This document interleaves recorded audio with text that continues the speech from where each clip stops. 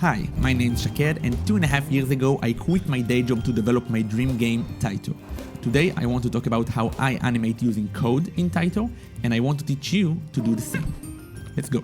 First, allow me to demonstrate what I mean by animating using code. So we have Yali the owl here, and as you can see, they just stand around doing nothing, but they still breathe, and the breathing is animated using the sine function and linear interpolation, which I'll explain about in a bit.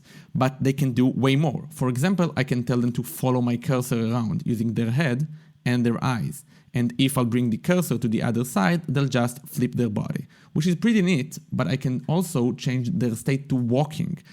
The walk animation is also animated using code, using sine functions and linear interpolation.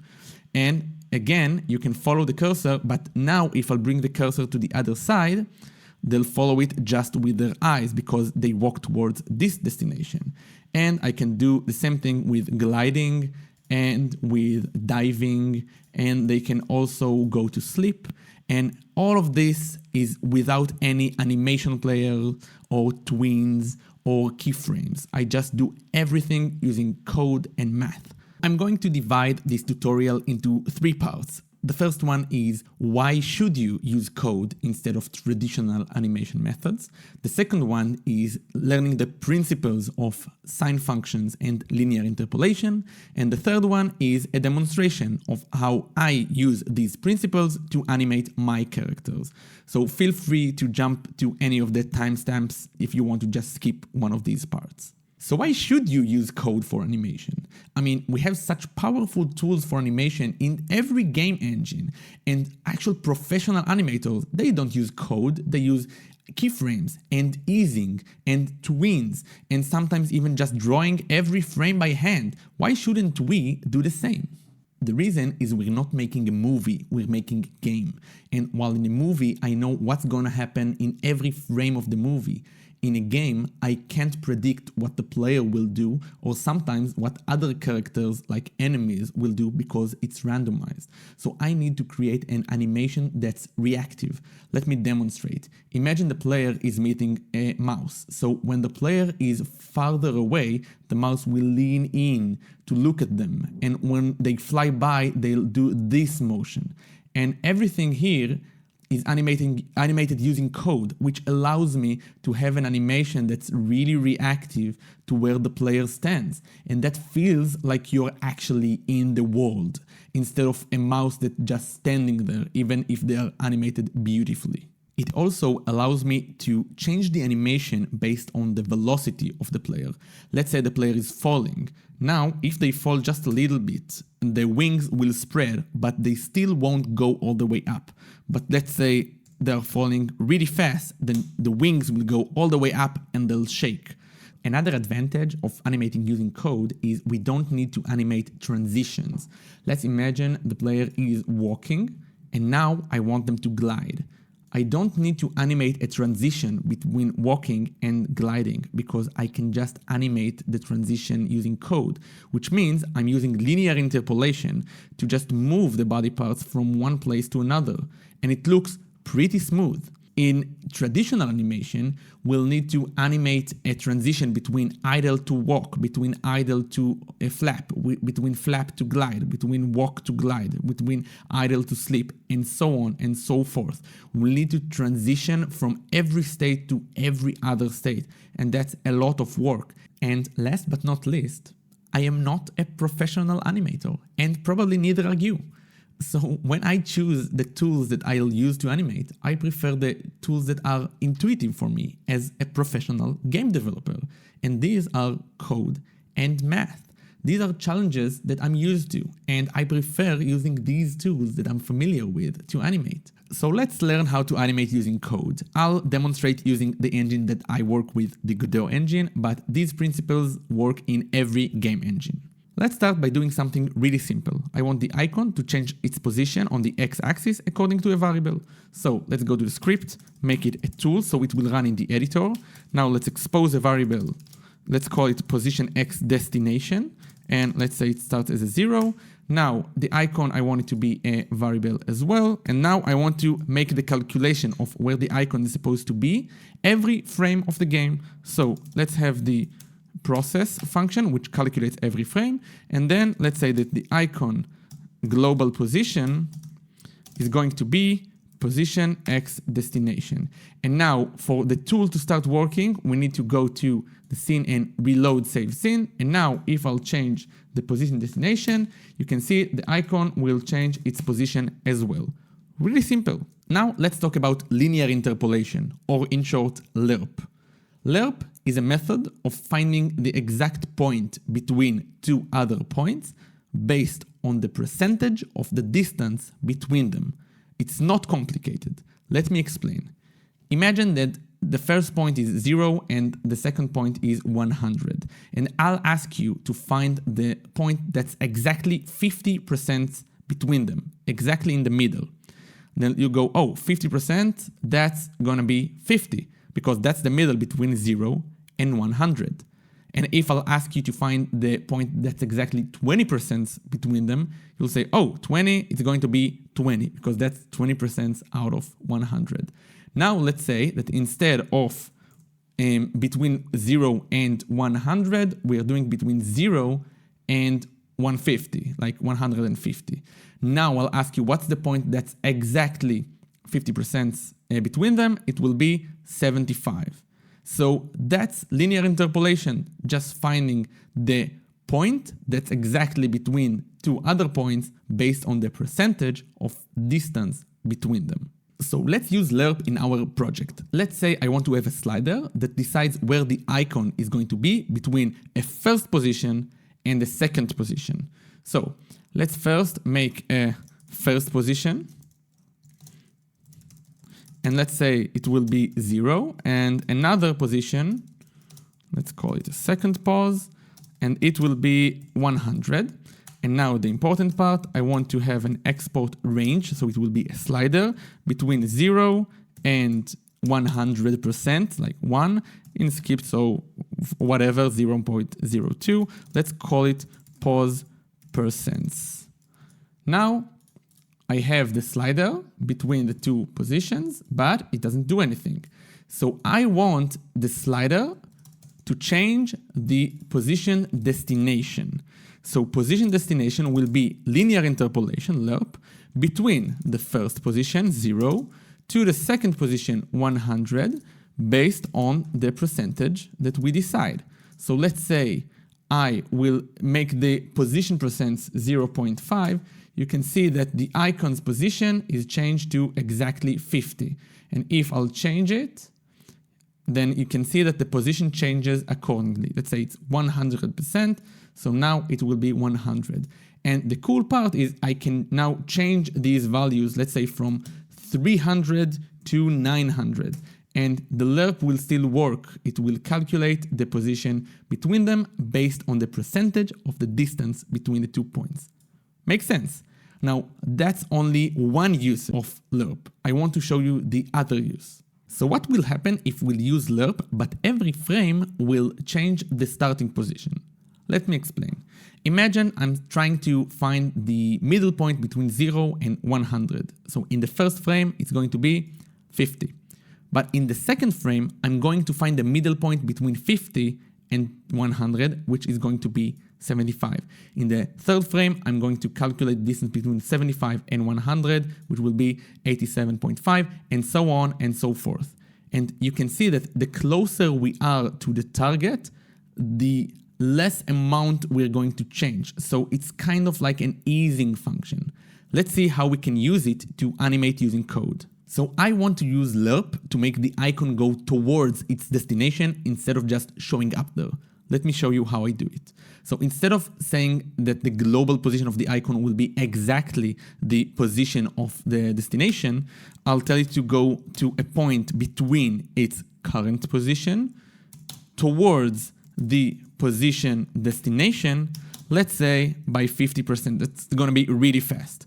And now, if we'll change the value here, you can see that it moves. And as I said, it's really fast. Let's make a lower value, like 10% every time.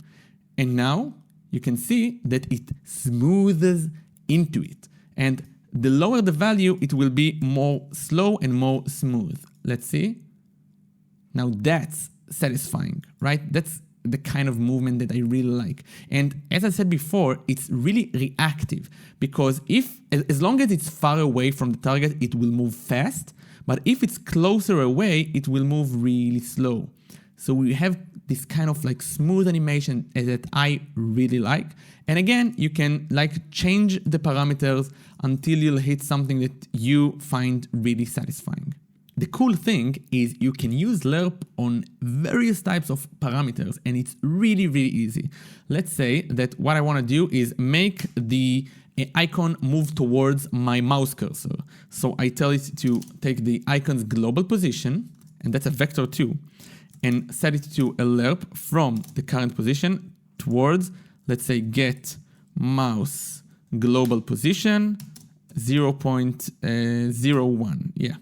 And now it will go towards my mouse cursor, and this is so satisfying. I mean, I love lerp so much. Yeah, let's make it a little bit faster, right? Like way faster. And now I can move around and the icon will just follow my cursor. And I don't know, it feels so good to do. This is because it's so smooth, you know? I just really love it. I'm sorry, I'm so excited about like mathematical function, but look how satisfying this all is. Now let's talk about the sine function, which is simply a function that receives a certain value in degrees and returns a value between -1 and 1. So if you'll give it 0 degrees, it will return 0. If you'll give it 90 degrees, it will return 1. 180 degrees will return 0. 270 will return -1. And then it goes back to 0, 1, 0, -1. And it will go on and on and on until infinity. Now, how can we use that to animate? So remember the little slider that we've used before, pause %? Let's say I don't want to move it myself. I want a function that will move it for me automatically.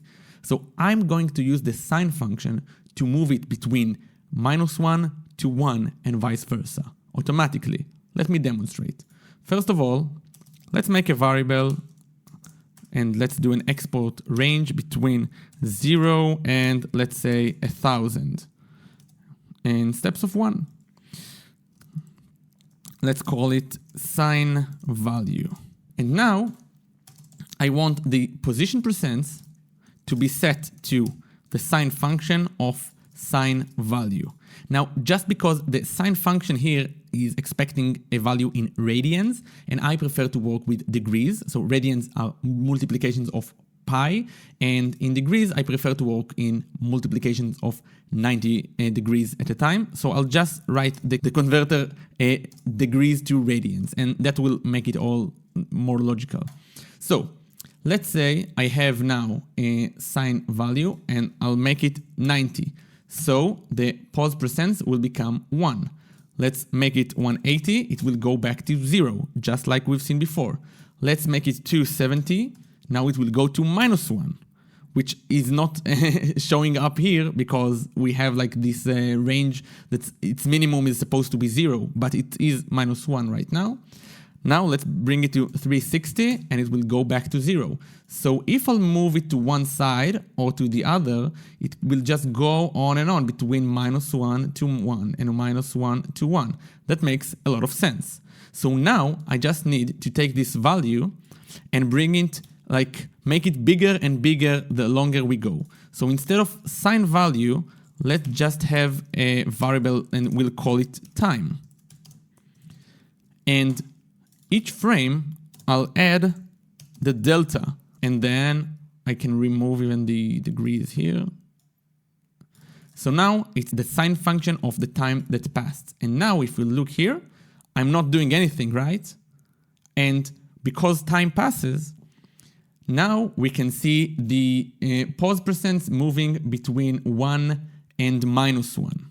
Now, of course, we don't want the value to be between -1 and 1. We want it to be between 0 and 1. So I just want to do a quick modification to the function. First of all, let's make it all positive. I'll add 1, so it will be between 0 and 2. And now, if I'll divide it by 2, it will be between 0 and 1. So I'll take this entire thing and just divide it by 2. And now we have a sine function that's between 0 and 1. Let's do it in our code. So instead just sign of time, let's just add 1, put it all in parentheses, and then divide it by 2.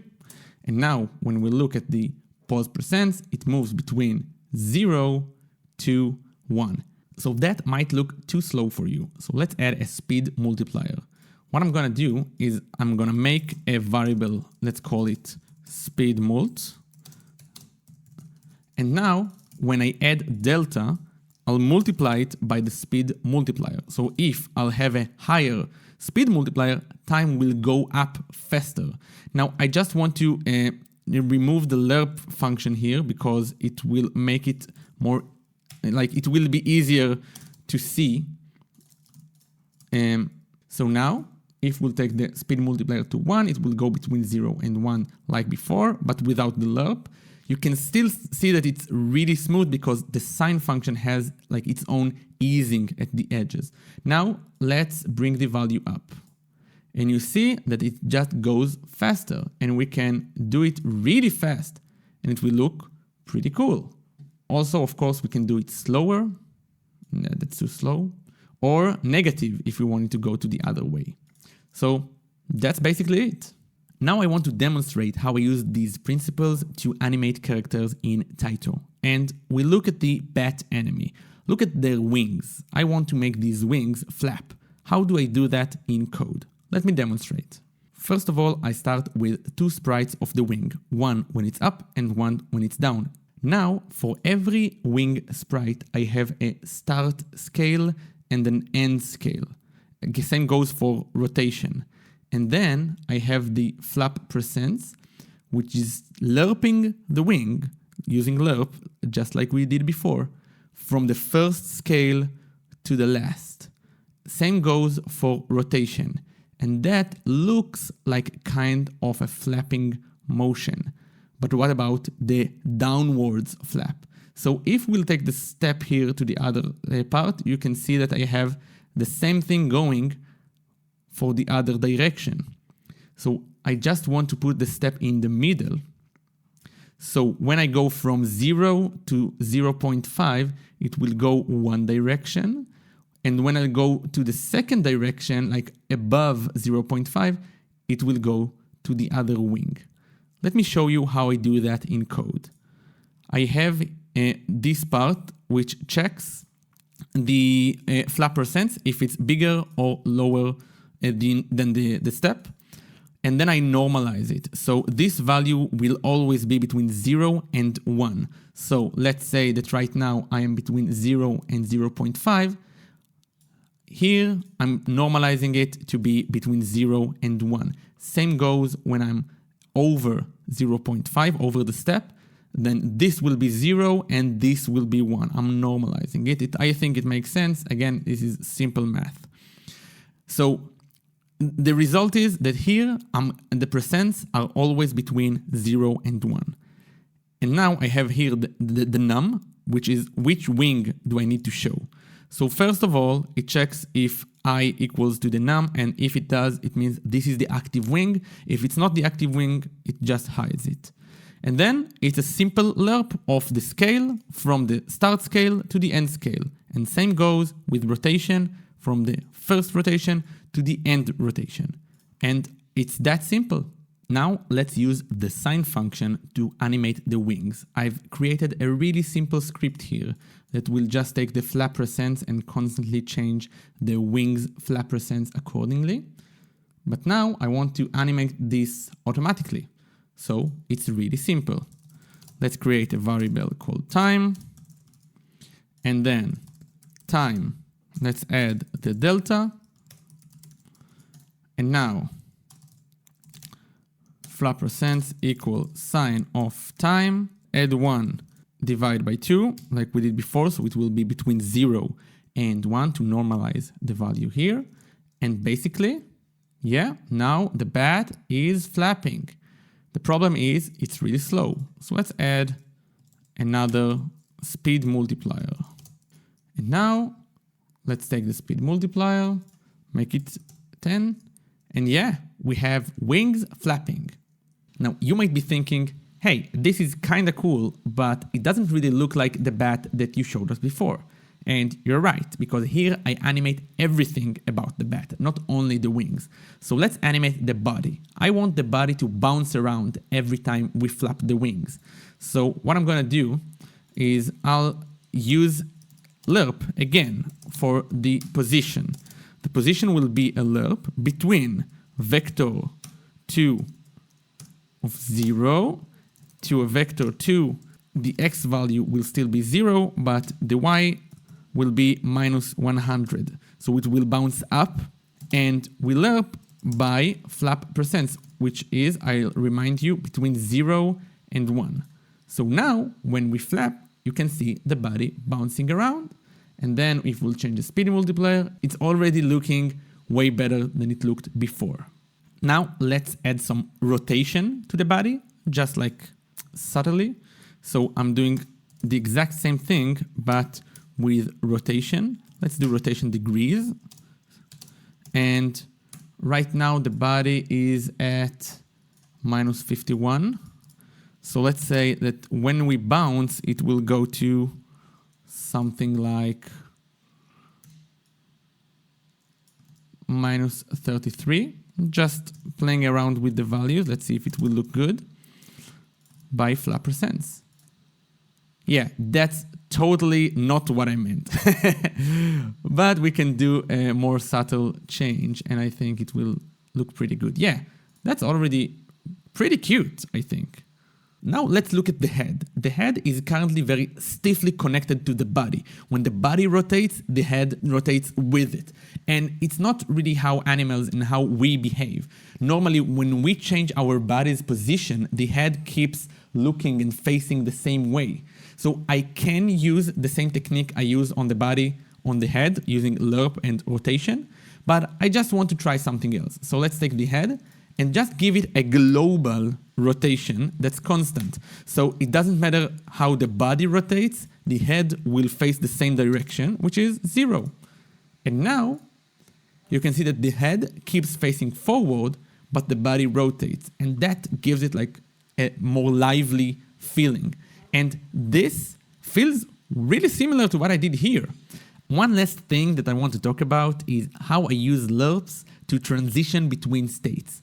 Let's take, for example, the bat in its resting position. It's darker, it's upside down, the wings are gone, and it's breathing. Breathing, by the way, is just using the sine function to change the scale on the y-axis, but never mind that. If I'll move to the fly states, it's rotating back to the original rotation. It's getting brighter, the wings are back out, and it's following the mouse cursor. Now, let's go back to rest. And you can see it's going back to what it was before. And the reason it's relatively smooth is because I don't animate the actual values. I animate the destination, and I'm constantly lerping towards the destination. Let me demonstrate. So let's look at the wings, for example. Let's look at the wings scale. You can see that every wings scale is lerping from the current scale toward the scale destination by lerp amount, and I decide if some lerp amount should be faster than others. And then if I'll go to rest, you can see that the wings will just get smaller, and you can actually see them disappear here in the bat's body. But when I'll go to fly, they'll get bigger very fast, because that's how lerp works. If the destination is far away, then it will move fast. When it's getting closer to the destination, it will get smoother and ease out of the transition. So that solves the transition problem. Usually it looks really, really good. You can see from fly to attack. And yeah, if the lerp is fast enough, it will just always look pretty damn good. So that's it for this tutorial. I hope it was helpful, and if you have any questions, feel free to write them in the comments, and I promise to answer each and every one of them. If you liked this tutorial and you think Tyto looks cool, it would mean the world for me if you'll wishlist it on Steam or share it with your friends. That would be amazing. And if you want something similar to this tutorial, please check out my other tutorial about spring physics, which is an amazing trick that you can use in code to make probably everything look 10 times as cool. And yeah, I think you'd like it. And yeah, that's it. Good luck and have a great day.